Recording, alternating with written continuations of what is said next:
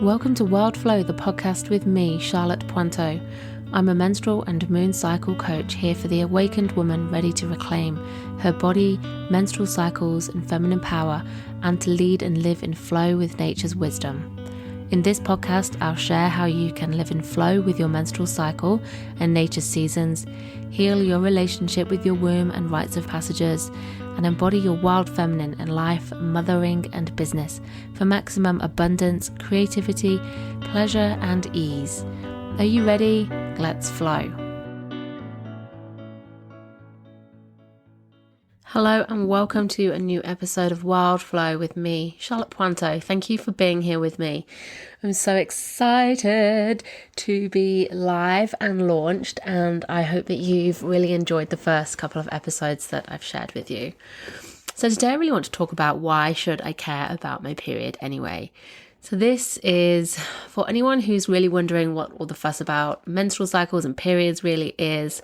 If you've heard a lot about it, if you're just not quite sure, why it's really powerful, why it's something that anyone with a menstrual cycle should be doing, should be understanding more about.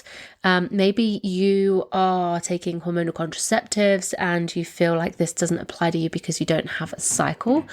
Because of the hormonal contraceptives that you're taking. Maybe you are pregnant or postpartum, or you don't have a cycle for any other reason, and you're wondering why. It's important to understand. Understanding much more about what the cycle is, what happens in it, has so many profound benefits that go way beyond our health. It's one of the most empowering things that I think we can do, and I'm going to explain why in this episode. So first of all, I want to clarify, your period is different to your menstrual cycle. I hear the words period and cycle used interchangeably a lot from people of all ages and backgrounds. So just first of all, I really want to clarify, your period is that time when you bleed from your vagina. So the menstrual cycle is from one period to the next. So the first day of one period, one bleed, day one of your cycle is the first day of your period, and it spans the whole time across until you have the first day of your next bleed.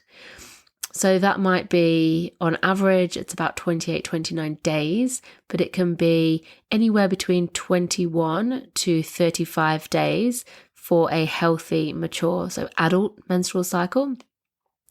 For girls, particularly teens, tweens, once you've just started your first periods, that can be anywhere from 21 to 45 days, so quite a bit longer.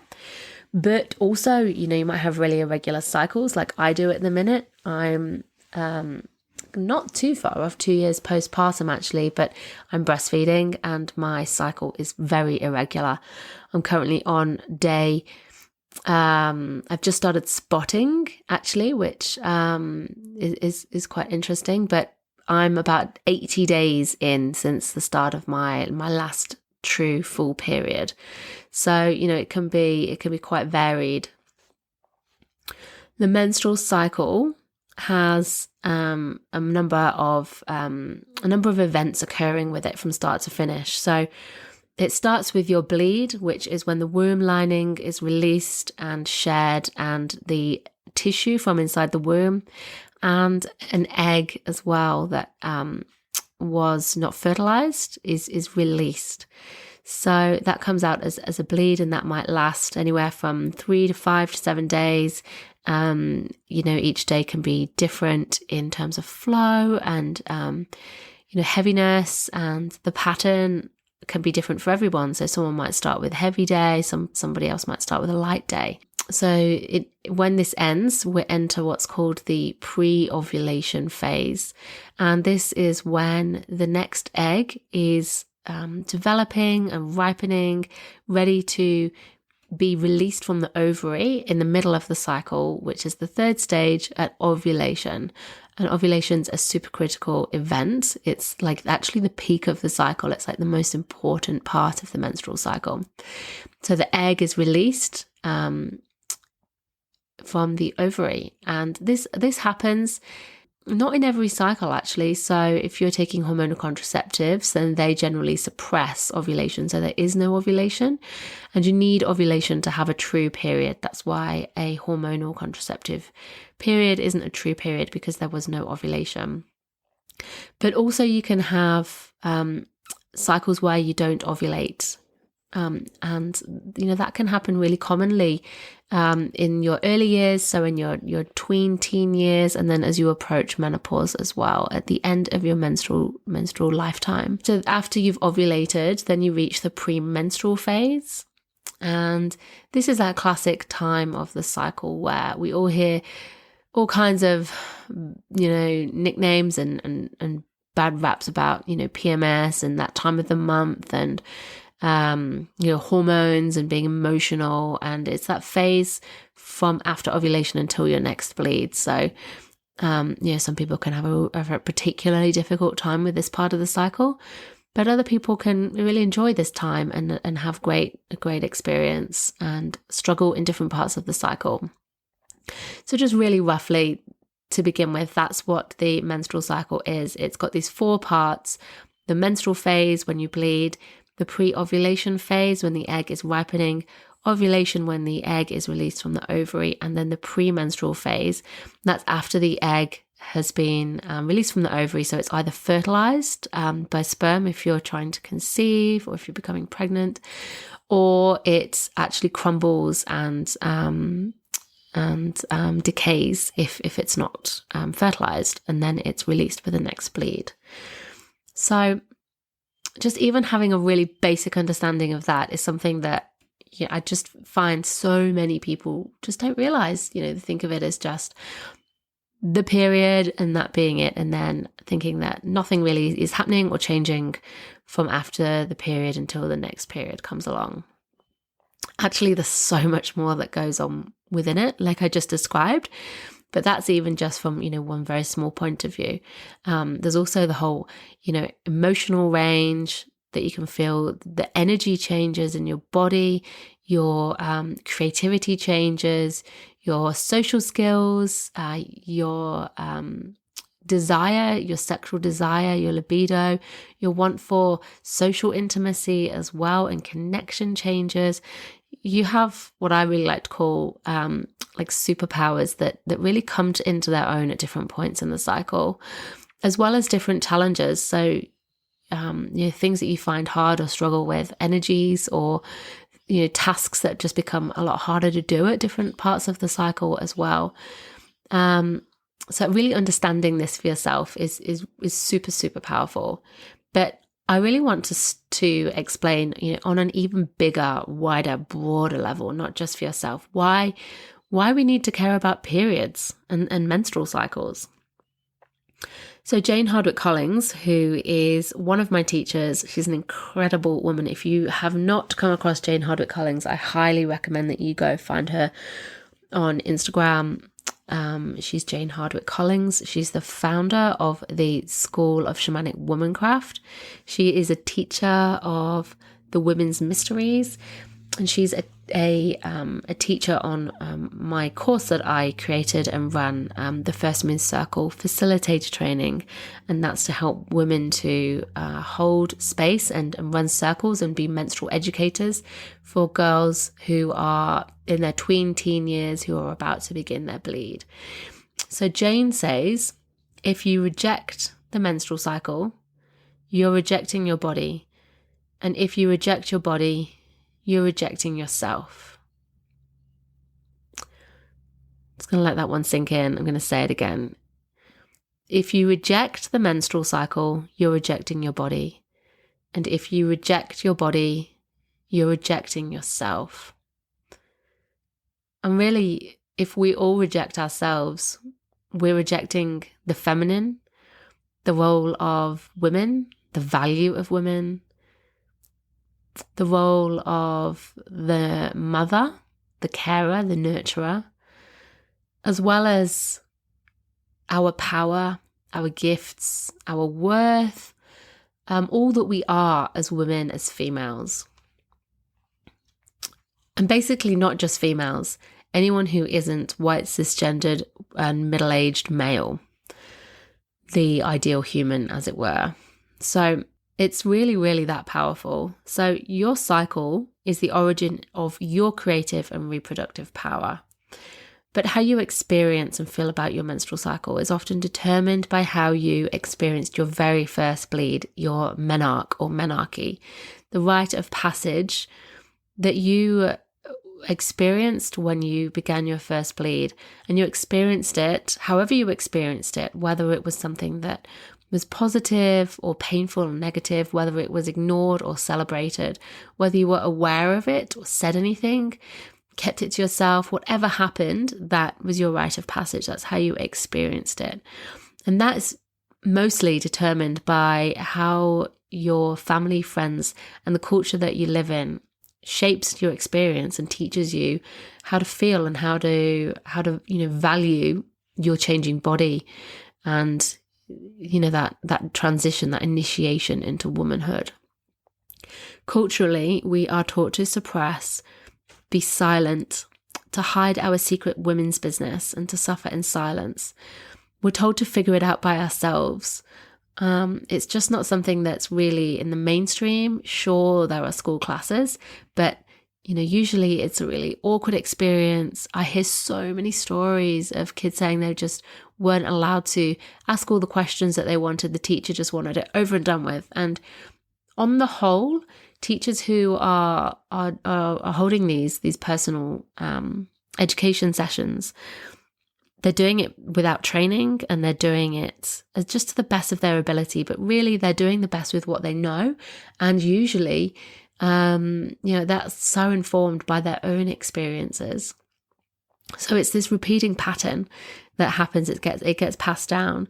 Mothers are, you're only able to really do the best that you can based on the experience that you had, unless you go out of your way to learn and to do it differently. And you're instinctively just going to really repeat what you were told, what you were taught, how you experienced the attitude that was, unless you're consciously doing something about it.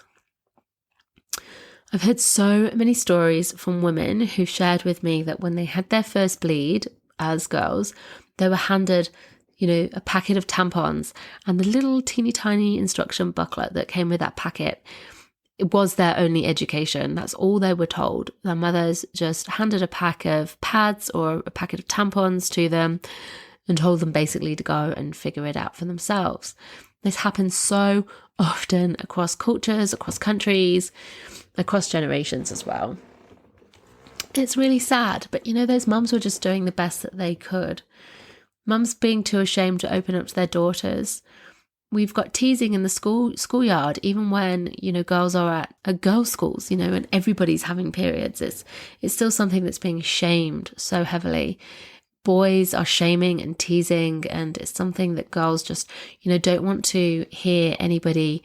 You don't want anyone to hear you opening up like your period, your pad wrapper in the toilet, for example, that rustling. You want to keep it quiet as possible, keep it hidden, keep it unseen. We want to be able to carry on life and live on regardless, in spite of what our body's doing. If you look at TV adverts, you've got young women wearing white jeans and, doing sports events and swimming and just living the best life ever, full of beans and just carrying on regardless. Like nobody would ever know. Whereas, what's wrong with that? Why are we so ashamed? Why do we not want anyone to know, like, the incredible thing that our bodies are doing so often?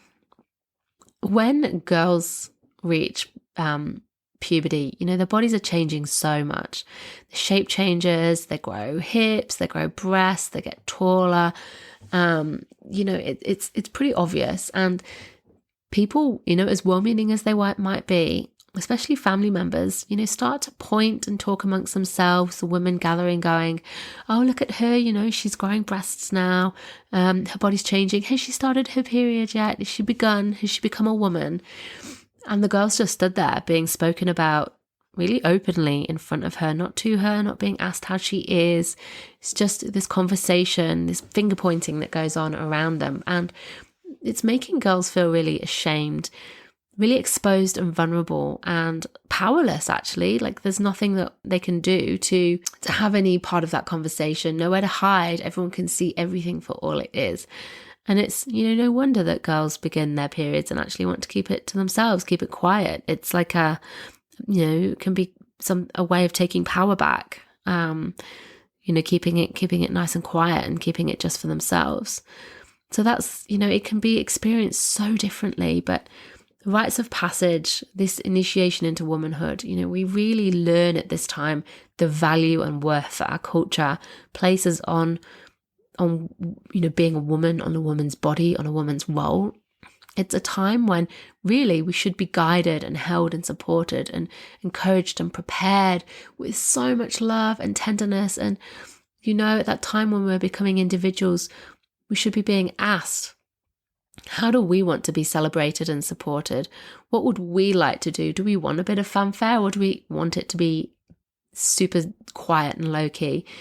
But to be given that authority, that sovereignty to make a choice for ourselves, it can make us feel really powerless. And the way that we feel about all of this, it shapes how we experience, how we feel about our bodies, how we feel about our menstrual cycles, about how we feel about ourselves when we become mothers, our ability to birth children. Is this something that we have to hand power and control over to other people to get us through, to walk us through this rite of passage? Or do we have consent to give? Do we have a voice? Do we have a decision to make about how we want to experience that rite of passage?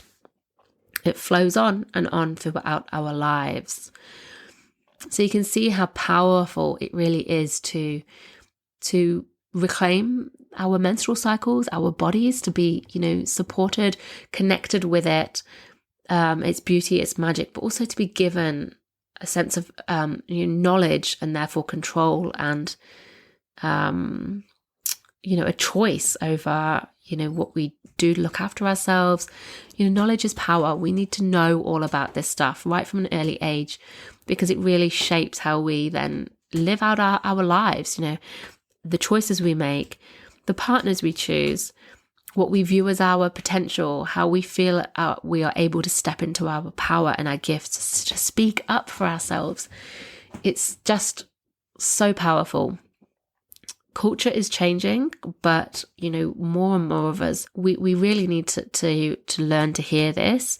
I really want you to share this with any woman who who's particularly got daughters who are, I don't know, any daughters really. I think everyone really needs to hear this, and also dads need to hear this if they'd be willing. Grandmothers need to hear this. We all need to hear this. We're trying to do so much better, but, part of that is healing our own experiences as well, and, going back in time so that we're then able to give something better to our children. But it all begins with awareness, this reclamation process. We've got to heal the lineage before us, and we've got to learn to grow self-love as well.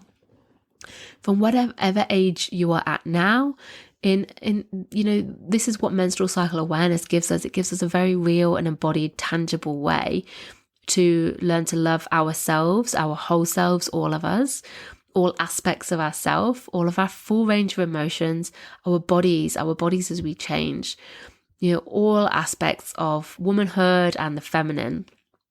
This is not just a spiritual practice, it's a very real embodied practice as well. And it's so powerful. I really believe that this is one of the most life-changing but also culture-shifting things that we can do for ourselves. Then there's also the truth that your menstrual cycle is the 5th vital sign of health. So just like we have body temperature, pulse, breathing rate, and blood pressure, the menstrual cycle has now been confirmed and agreed upon as being the 5th vital sign of health.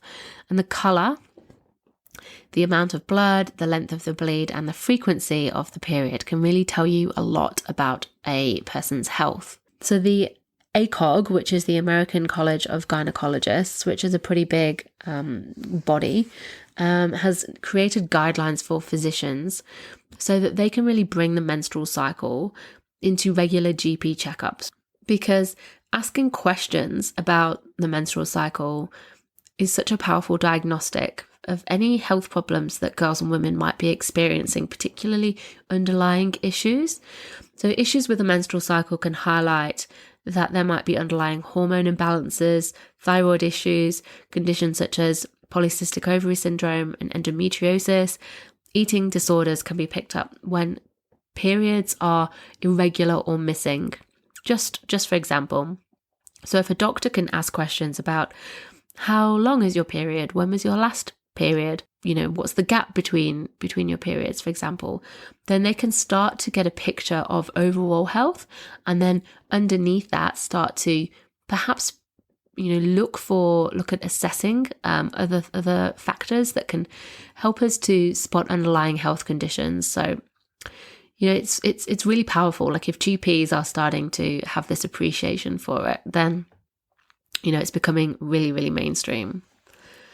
Girls are so often led to believe as well that they can get pregnant at the drop of a hat too, when in fact there's such a small window within the cycle when this is possible. And now I hear so many women who are trying to conceive say that they've spent their whole lives trying not to fall pregnant. And now when they're really trying to conceive, they're struggling.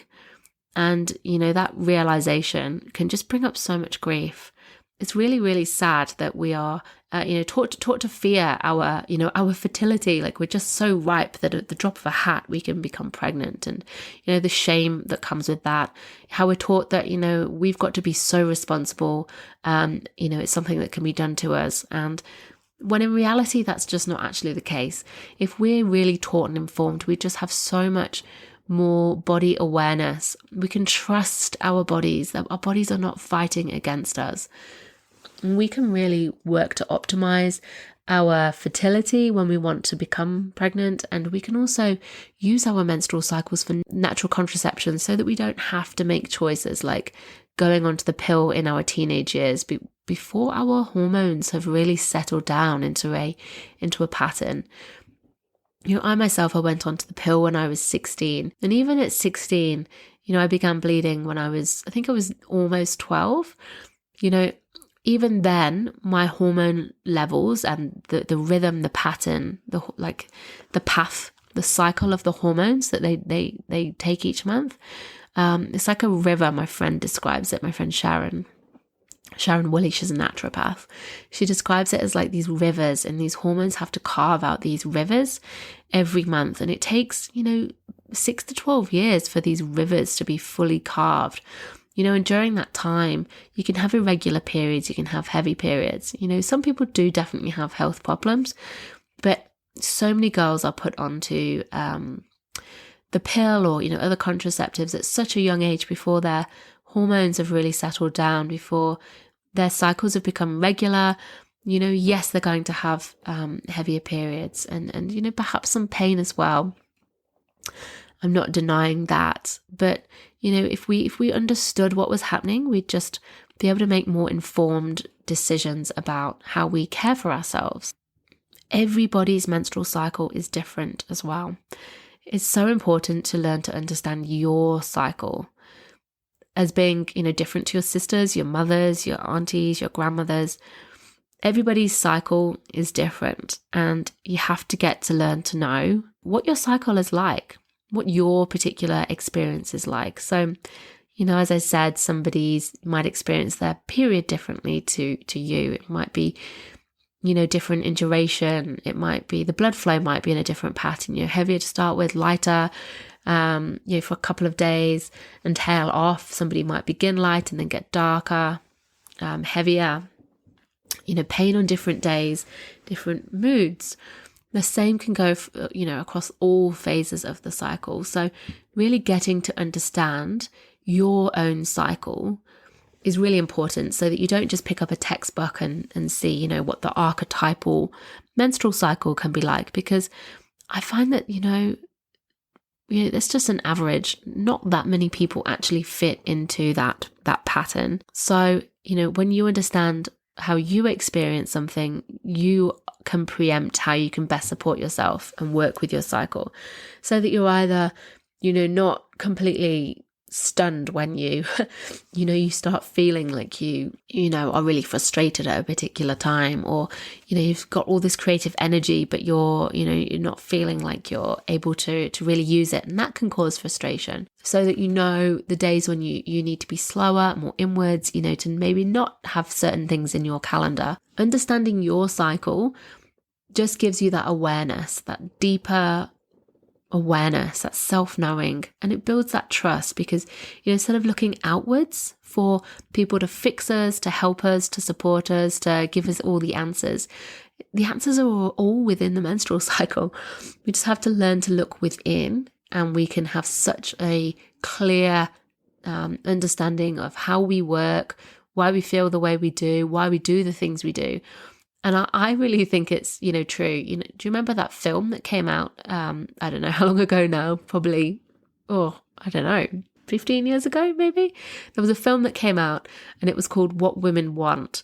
And I think it was Mel Gibson. And, it strikes me that, in that movie, he's like, trying to work out what women want. And I just think, the answer's in the menstrual cycle. If the men in our lives could understand how we experience our cycles as well, they'd understand, how we work and why we work the way we work. And, we'd know that for ourselves as well. We'd know that about each other, about everyone else in our family. And, it's just, instead of it being something that rocks everybody and, has a bad reputation, something that we can really work with, we can really honor, we can bring it into the light. It can be something that's so open. It can help us strengthen our relationships, our family relationships with our children, if they know what's happening, our intimate relationships as well. And also in the workplace. Can you just imagine if, we lived in a world where there was a policy that, did give time off on the day of your cycle when you most needed a rest? Whether we could align our productivity to our cycles, whether we could distribute tasks around a team based on who's where in their cycle. Just for example, I'm sure that there's pros and cons and flaws with all of that, but just as an idea, we could be so much more efficient. We could work less and be so much more productive. And it's the same if you are running your own business. So you can align your tasks around your cycle, so that you're getting the best out of yourself. You are not fighting uphill. You're not forcing yourself to push on. You're not trying to be creative or to hold space for your clients when you're just really feeling like, oh my God, it's just like pulling teeth. It's not the right time. If you have the awareness, then you can make life so much easier for yourself. You can make it more effortless. You can be much more successful. You can make more money whilst actually taking your foot off the pedal. We can break hustle culture. We don't need to be on all the time. I can really keep going on. There's just so many reasons, so many ways that it's so powerful. And, just for example, so I've just been spotting for the last 2 days. The day before I began spotting, I was really desperate for sleep. It was Sunday. I didn't want to do anything at all. I didn't want to see anyone.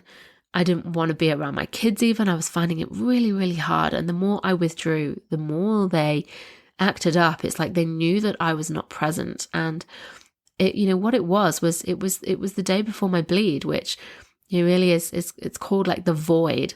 And it's that challenging space when you just really, your hormone levels are crashing, which is what triggers your period. It can be a really, really testing time if you're not aware of it, if you're not supported, and if you don't know what's going on for you, which is really challenging when you've got irregular cycles. But if you do have a regular cycle, then you're pretty lucky. You can usually map this out and predict it by charting your cycle, which I'm going to talk to you about in a future episode, about how you can do this, make it super simple for yourself. So yeah, all I wanted to do, I'd got we were doing house chores. I got, 3 young kids, 5 and under, who were like jumping all over me, causing chaos. I also had to do study, and I had to do a 2-hour group call for a course I've been doing. All I wanted to do was to escape, to run away. I actually wanted to go down to the beach and just lie in the sand and stare at the sky and walk in the water and just be completely by myself. I just wanted to run away. But at the same time, I just really had this yearning to be nurtured. I wanted to be mothered. I wanted to be fed. I wanted to be cleaned up after. I wanted to sit down, go to bed, and to have everything done for me, to be so fully supported. It's just such a contradiction, and it was a really frustrating feeling. It felt a bit icky in my body, and I didn't know what was going on, and I didn't know why I felt like that. And, now looking back, it's like, that makes total sense, and I can communicate that with my husband, and he understands, and if my cycle was more regular, then I could work around that. So on this note, I just want to say, not everybody does have a menstrual cycle. I've touched on this a bit. So not all women have a menstrual cycle. There are lots of times in a life when a woman won't have a cycle, and I've mentioned a few of them. So before, girls who haven't reached their menarche yet, if you're on hormonal contraceptives, pregnant, breastfeeding, postpartum, some people with thyroid conditions, some people taking certain medications or chemotherapy, drugs, women who've reached menopause or who have reached a chemical menopause as well. And if you've had your ovaries removed, then that will put you into menopause. So these are quite a few of these are times when you won't have a period in your life.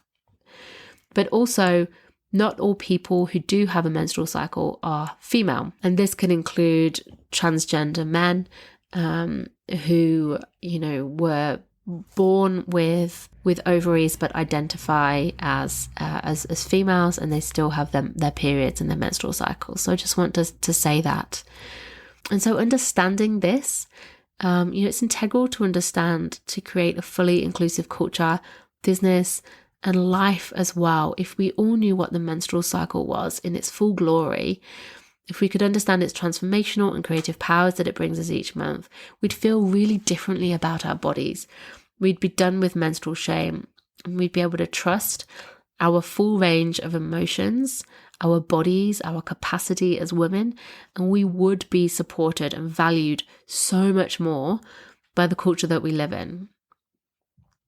I think the menstrual cycle holds the key to living a whole cycle-based life that helps us, to banish hustle and that really linear capitalist way of doing things where we just go on the same every day and we expect ourselves to feel, and to have the same capacity every single day.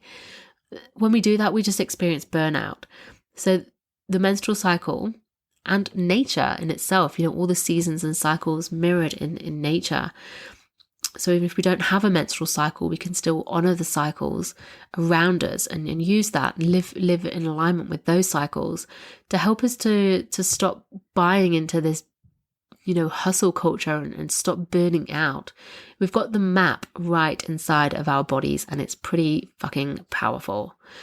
So I hope that gives you a bit of an explanation as to why I think everybody of all genders, of all identities, our whole culture, everybody needs to care about periods and menstrual cycles. We need to make this super, super common knowledge. It's something that I'm really passionate about. I actually created first moon circles, which are rites of passage and menstrual education circles for tween girls, so age 9 to 12, so that they can come along and their mothers come along to the last part. We have a beautiful, really inclusive, really sacred circle where I get to teach them, all these things about their bodies and about the cycle and how they can care for themselves and what's going on in a way so they feel prepared and nurtured, just as a rite of passage is meant to do. And we can bring mums in and we can make sure that they know that mums are on board and they're open to talking to them and that they feel so supported, to really honor and celebrate. this can be something that happens after they've just started their period or beforehand, but it has the power to really change how they feel about themselves, their bodies, this huge change they're going through. It stops it being scary and it brings it into the light. I get just the most incredible feedback, and from holding these circles, it kind of heals a part of my experience as well, of my own menarche experience. My inner child is sat there, just feeling so much love and healing by seeing these girls and these mums just walking a different path, doing it differently. It's just really powerful stuff. So if you want to offer this to your child, I actually teach women now how to hold first moon circles in their business as well. So you can either become a first moon circle facilitator by joining my training, and our next one begins in September 2021. We've got a couple of places left on that, and then the next round is February 2022. But if you've got a child, a daughter who's aged 9 to 12, you can actually come and find as well, see if there's a facilitator near you, because we've got facilitators now, quite a lot of locations across Australia, in the UK as well. And we're going to very soon have facilitators in New Zealand, in Scotland, Ireland, England, and the US. And into next year, we are looking to expand even further into other continents as well. So I'm super, super proud and excited. If you've got, if you're looking for a first moon circle, you can come over to the website for the first moon circles, which is www.firstmooncircles.com. You can have a look under our facilitator directory to try and find if there's any facilitators near you already. And if there's not, then perhaps you would maybe think about becoming a facilitator yourself, if you think, if you're really passionate about this as well. But yeah, I'm going to start sharing much more across the next few episodes about how you can actually connect with your own cycle and work with it. So thank you so much for being here. I'm so grateful. If you've liked this episode, I'd love you to come over, please, to Apple Podcasts to rate it. You can review it. If you want to give a 5-star review, it would make such a difference to being able to get this podcast out into more, the ears of more people who need to hear this and want to hear this. If you want to actually share this episode directly, on Instagram or Facebook or whatever, that would be so, so good as well. But for now, my loves, I'm just so thankful for you being here. So excited at the beginning of this podcast journey. And I will catch you next time. Take care. Be well. Bye. Thank you so much for listening in.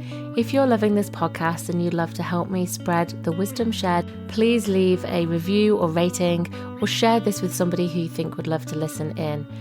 I'm really passionate about creating ripples of change and getting this information to more women, girls, and people with a cycle so that they can reclaim their cyclic natures too. And if you'd love to dive in deeper with learning more about how to connect with your cycle and rites of passages, come and join our free Wildflow Circle community, or choose a course and learn with me on my online learning hub. All the links are in the show notes. And until next time, be well and go with the flow of your cyclic nature.